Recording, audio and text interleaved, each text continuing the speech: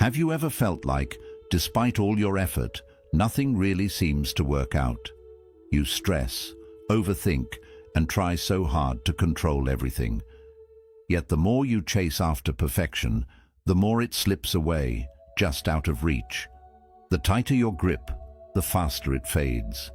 It's not just some poetic idea, it's a truth rooted in Buddhist philosophy.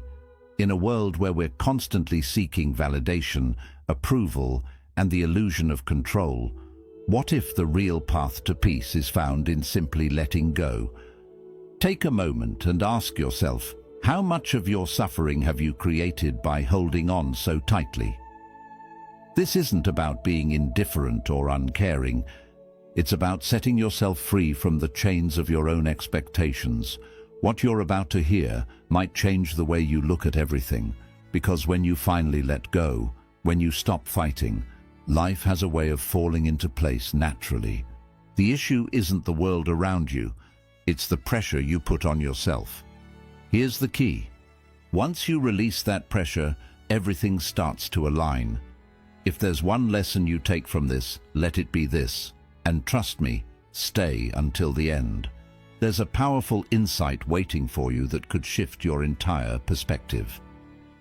Lesson 1. The illusion of productive worry.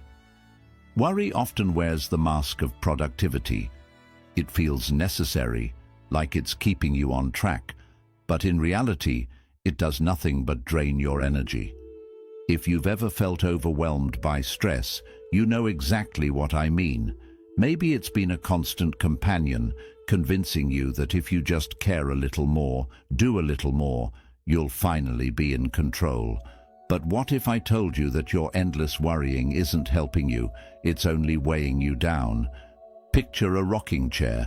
It moves back and forth, creating the illusion of progress. But you're not actually going anywhere. That's what worry does to your mind. It keeps you occupied, but it doesn't move you forward. It fills your mind with noise, tricks you into thinking you're in control, when deep down, you know you're not. And that's where the real suffering begins. In Buddhist teachings, suffering doesn't come from what happens to us. It comes from our attachment to how we think things should be. We attach ourselves to outcomes, to people's opinions, and to expectations we don't even own. That tightness in your chest, that constant replay of what-ifs.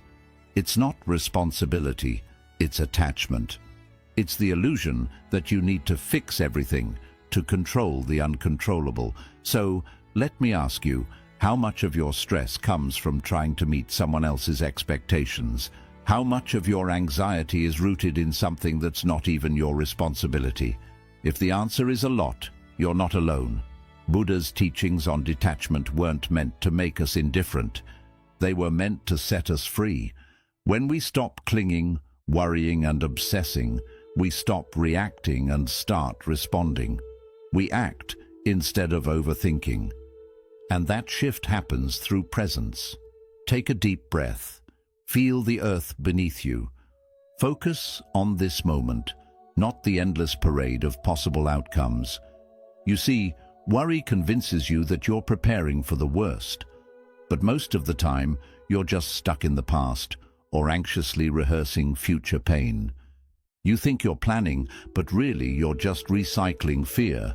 Now imagine if instead of asking yourself what could go wrong, you asked, what can I do right now? And if there's nothing to do, maybe the wisest choice is to let go. There's an ancient story about a man holding onto a branch dangling over a cliff. He's terrified, yelling for help. Then he hears a voice. Let go. He fights it, but eventually, exhausted, he releases the branch, only to discover that the ground was only a few inches below him all along. Sometimes, that's how life works. When you stop clinging to fear, when you stop overthinking, you often find that you're already exactly where you need to be. So let me ask you, what are you holding on to that's no longer serving you? What would it look like if you trusted that things would unfold as they should? The truth is simple, but powerful. When you stop caring about the wrong things, you create space for the right things to enter. You begin to show up lighter, freer, and more alive. Letting go isn't a sign of weakness. It's the wisdom that comes with trusting life. Build a strong, disciplined mind, but let your thoughts remain calm and your heart untangled. Because when you stop clinging to what you can't control, everything starts to align. Focus on today. Yesterday is history. Tomorrow is just a dream. The only moment you truly have is now. Lesson 2. Lighten your load by letting go. For years you've been carrying it. The weight that's so familiar, you hardly even notice it anymore. The pressure to be perfect. The fear of disappointing others. The constant urge to control every single outcome. It sits on your shoulders, invisible yet heavy. A burden that pulls you down bit by bit. And one day, you look up and wonder why you're so exhausted, even though nothing's gone wrong. Letting go isn't just about moving on from something. It's about realizing how much weight you've been carrying and making the choice to set it down. In Buddhism, to let go doesn't mean you abandon or forget. It simply means you stop fighting with what is. We suffer not because of what life throws at us, but because we insist on controlling everything, on forcing life into our narrow imagined version of how it should be. Life isn't meant to be clutched like a fist around something tight. It's meant to be held gently, like water, with care, with openness, but without force. Think about how often you've caught yourself replaying a conversation over and over, wishing you'd said something different, or how much energy you've spent obsessing over someone else's opinion, a missed opportunity, or a future that's still miles away. That's not progress. It's a trap. And it's a trap that silently steals your peace, one thought at a time. Ask yourself this: what are you holding on to that's really just holding you back? There's a story of a monk who carries a heavy sack of rice. A fellow monk asks, "Why don't you put it down?" The first monk replies, "I forgot it was still there." That's what we do. We carry around old pains, outdated beliefs and burdens that no longer serve us, without even realizing it. Letting go doesn't mean you stop caring. It means you care enough about your own peace to release what you can't control. When you surrender the illusion of control, something powerful happens. You make space for presence, clarity, and breath. Life doesn't get easier, but by letting go of the extra weight, it gets lighter. When you let go of judgment, you can finally see yourself for who you really are, not for who you think you should be. Letting go of expectations frees your relationships from resentment. Letting go of fear opens the door for flow, not friction. So here's a simple challenge. Can you loosen your grip just for today? Can you stop chasing the future or clinging to the past and simply be with what is, without resistance? The Buddha said, "You only lose what you cling to." Maybe peace isn't something you have to go out and find. Maybe it's something that emerges naturally when you clear away everything that blocks it. This isn't about giving up, it's about waking up. And sometimes the most powerful thing you can do is nothing at all. Just notice, just breathe. Let things be. Letting go isn't losing something, it's freeing your soul. When you stop carrying the weight of everything you can't control, everything falls into place. Peace doesn't live in holding on, it lives in the quiet courage to release. Lesson 3. Breaking the fear loop. Fear sneaks in quietly. It starts with a thought, a doubt, a simple what if. And before you know it, you're caught. Your chest tightens, your thoughts race, and you find yourself trapped in a mental loop that repeats the same fearful story over and over again. Think of fear like a fire. The more fuel you give it, the bigger it grows. But what if you simply stopped feeding it? What if, Instead of adding more fear, you let it burn out on its own. Buddhist wisdom tells us that fear itself isn't the problem. It's the attachment to fear, the stories we weave around it, that causes the suffering. Fear says, "You're not ready." It whispers, "You'll fail." But these are just stories, not truth. They're echoes of past experiences, imagined futures, and false beliefs. And the more you engage with them, the more they grow. Fear thrives on attention. The key to breaking free: stop feeding it. Pay attention when the cycle starts. A fearful thought pops up, your heart races, your mind begins to panic. Then you get stuck replaying worst-case scenarios, imagining disasters that haven't happened. But here's the thing, nothing has actually occurred. It's all happening in your mind, a loop you've been through countless times before. You can break that loop. Pause, breathe, observe. Don't engage with the fear. Don't try to fight it or argue with it. Just watch it, like you'd watch a cloud drift across the sky or a leaf float down a stream. Don't try to control it. Just don't attach to it. Because when you attach to fear, you become it. Think about how many times you've allowed fear to take the wheel. How many dreams have you pushed aside? How many boundaries have you crossed out of fear? How many truths have you silenced just to avoid discomfort? Ask yourself, how often are you feeding your fear with your attention? There's a story of a young monk who sat in meditation one day and saw fear approach like a shadowy figure. At first he trembled with dread, but then, instead of running, he welcomed fear to sit with him. "I see you," he said.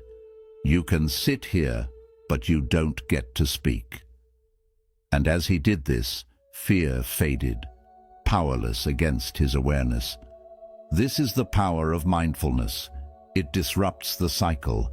It reminds you that you're not your thoughts. You are the space in which those thoughts come and go. When fear arises, don't resist it, label it. "Ah, here's fear." And then return to your breath. Return to the present. Fear can't survive in the present moment. It only exists in your mind, in your imagination. So, what would happen if you just observed it instead of wrestling with it? You'd realize that most of your fear isn't real. It's just a habit. And like any habit, it can be broken. This isn't about becoming fearless. It's about becoming free. When you stop feeding fear, you make room for peace. Fear loses its power when you stop letting it guide you. You are not the storm that rages. You are the sky that watches it pass by. There's nothing to fear, only understanding to gain. Lesson 4. The illusion of problems. Most of the challenges you face aren't really happening in the world around you. They're happening inside your mind. A message left unanswered. A moment of silence in a conversation. A look that seemed off. And just like that, your mind grabs onto that fleeting moment, stretches it, and turns it into a full-blown story. A story of conflict, rejection, or failure. But here's the reality. The mind is a storyteller, not a mirror of the world. And much of what you fear is just a narrative your thoughts have created, without any solid proof. In Buddhism, it's taught that suffering doesn't arise from the events themselves. It stems from how the mind interprets those events. Think about it. You receive an unexpected email, and suddenly your mind creates a dozen potential scenarios. What if they're angry? What if I made a mistake? What if I'm not enough? It's not the event itself. It's the avalanche of thoughts that follow. Your mind builds a mountain. Your heart has to climb it. How often do we get stuck in this mental spiral, believing it's real, when in truth it's only thought? Ask yourself, what is actually wrong right now in this very moment? Not yesterday, not tomorrow, just right now. Feel your breath, wiggle your fingers, look around the room.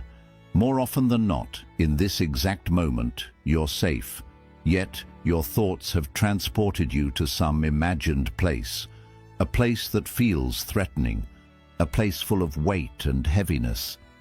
The more you believe these thoughts without questioning them, the deeper you sink into a world that doesn't even exist. It's like being in a dream that feels real until you wake up. Fear, anxiety, judgment, they're all mental projections. The only way out is to wake up.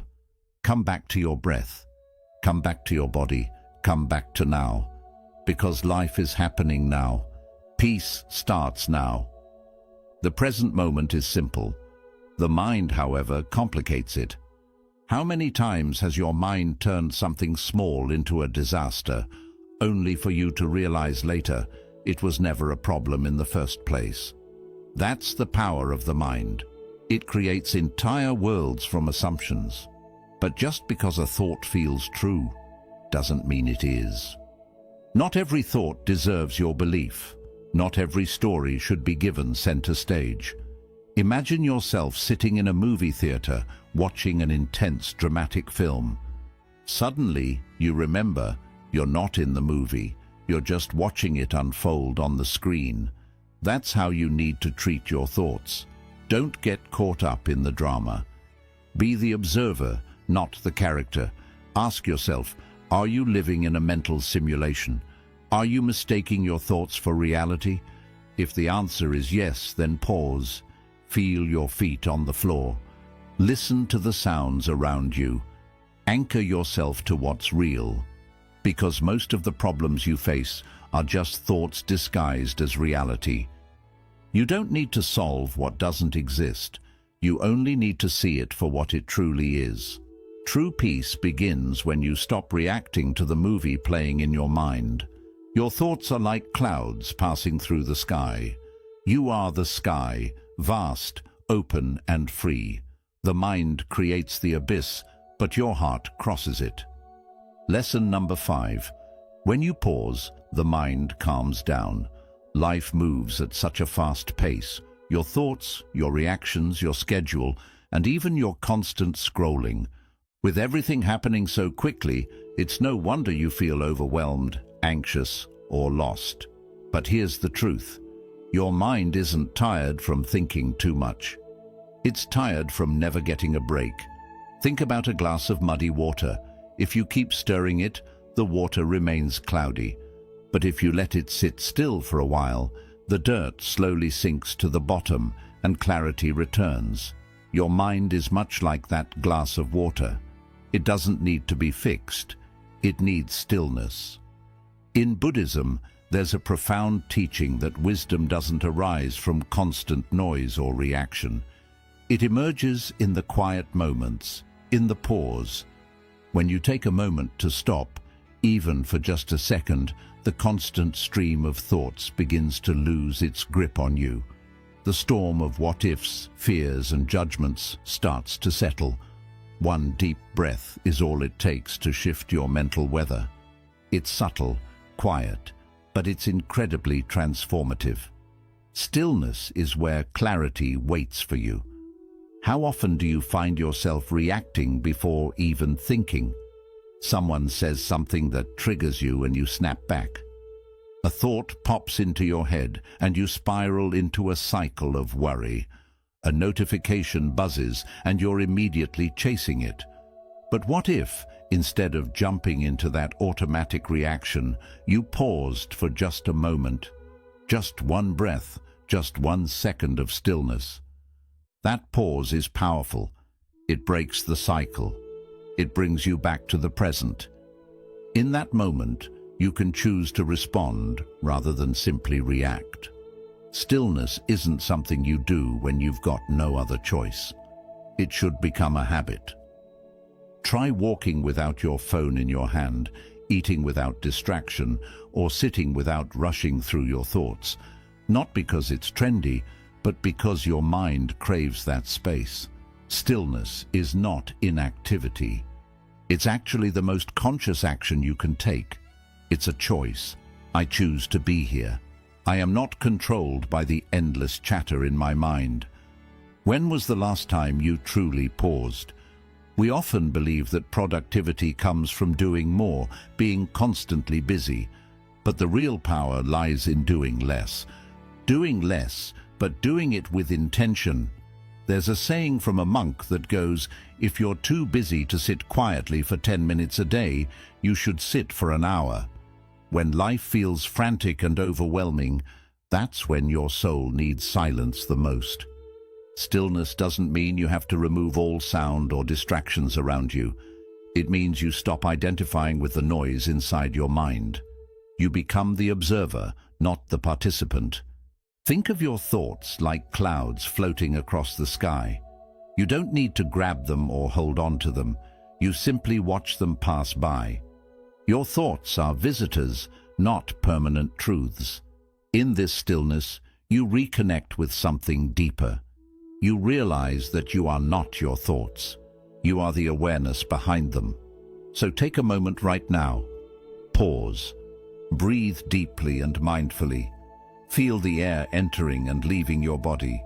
It's a simple act, but it's not small. It's sacred. In this pause, you come back to yourself. And from that place of stillness, life starts to fall into place. Not because you forced anything, but because you finally stopped standing in your own way. Stillness is not an escape. It's alignment. When you pause, the chaos around you stops echoing inside of you, and in the silence of your mind, the noise of worry fades away. Lesson 6. Why peace is a daily practice, not a lucky accident. Peace isn't something you happen upon by chance. It doesn't just fall from the sky or appear when life finally decides to calm down. Because let's face it, life rarely does calm down. There will always be noise, chaos, deadlines, and emotions swirling around. But here's the truth. Even in the midst of all that, peace can still thrive. But it doesn't just happen by accident. It's something you have to build. Think of peace as a garden. You don't plant it once and forget about it. You have to nurture it every single day. You water it, clear away the weeds, and protect it from storms.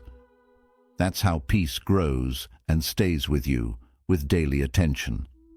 In Buddhism, peace isn't something you search for outside yourself.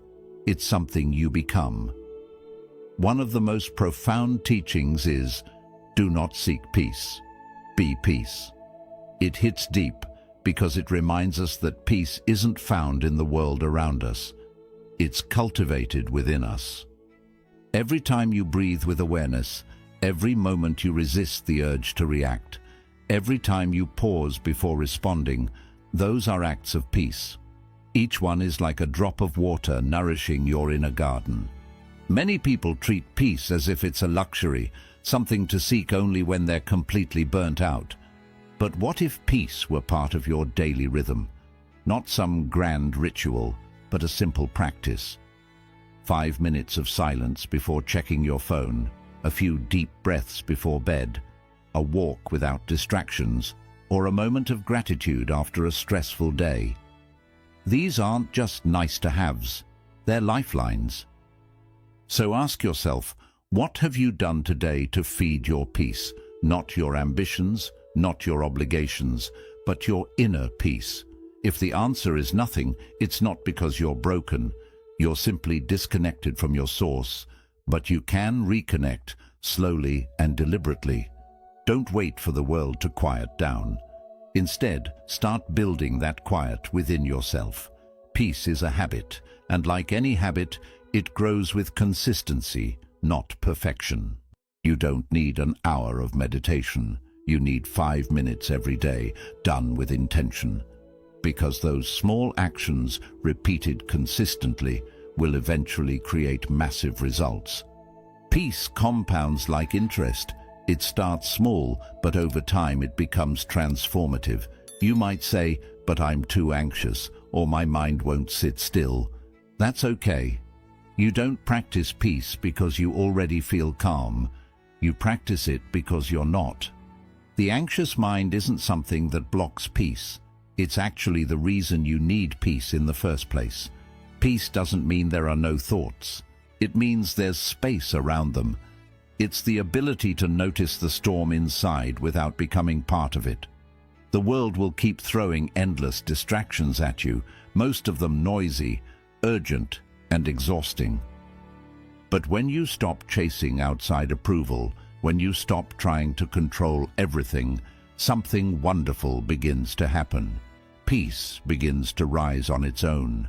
Not because life became easier, but because you found your ground. Build your own peace ritual. Just 5 minutes in the morning and 5 minutes at night. Let it be your sacred time, not to run from life, but to face it with calm, strength, and kindness.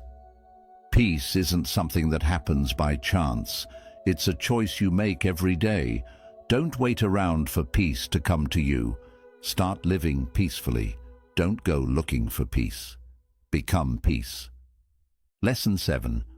Why you don't need to have all the answers.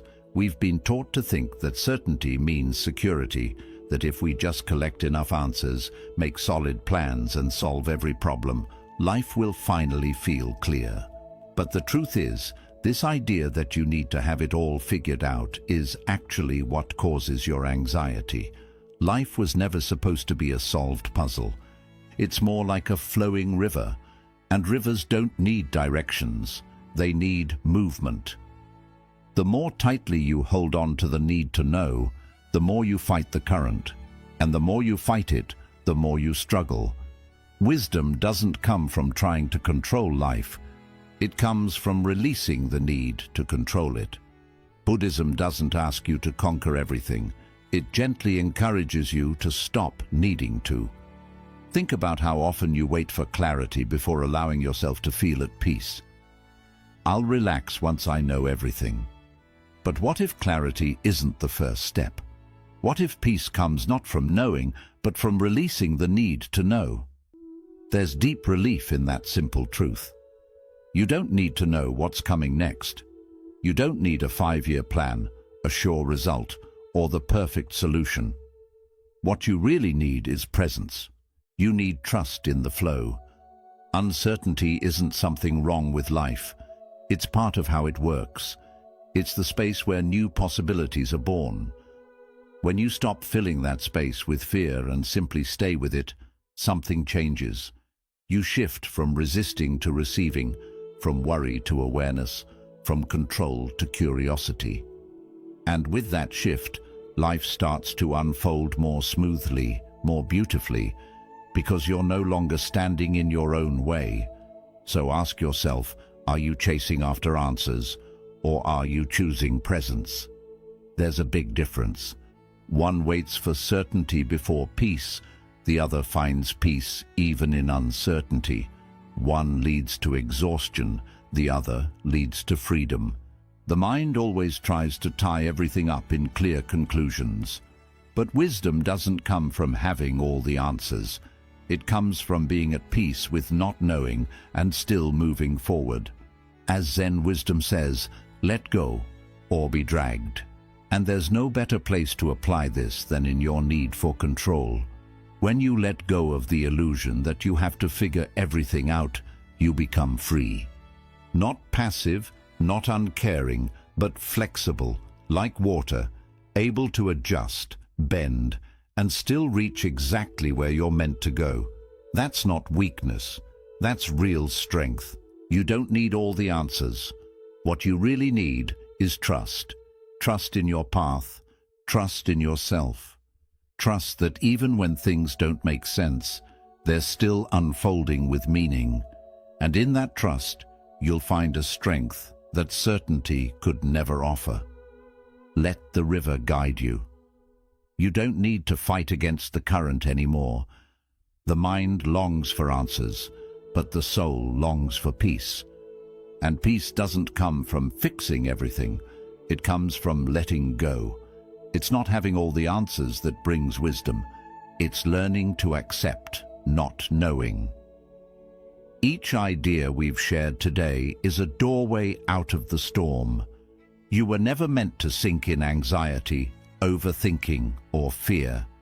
You were meant to rise above it by choosing calm over stress, action over obsession, and presence over perfection. These practices aren't just nice ideas, they're tools for your freedom. Use them. Zen reminds us, the obstacle isn't blocking the path. The obstacle is the path. Worry becomes your greatest teacher if you're willing to watch it, question it, and move beyond it. By letting go, slowing down, and staying present, you'll discover a peace that was always there beneath the noise. You don't need to control everything to live well. You just need to stop letting your mind control you. Keep coming back to this truth, and you'll see your life shift from chaos to clarity, from fear to freedom. The power was never outside of you. It's always been inside. Now it's your moment to take charge of your life.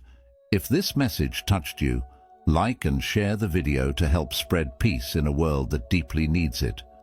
Tell us in the comments, what principles spoke to your heart the most? For more calming, meaningful Buddhist insights to help you live a peaceful, purposeful life.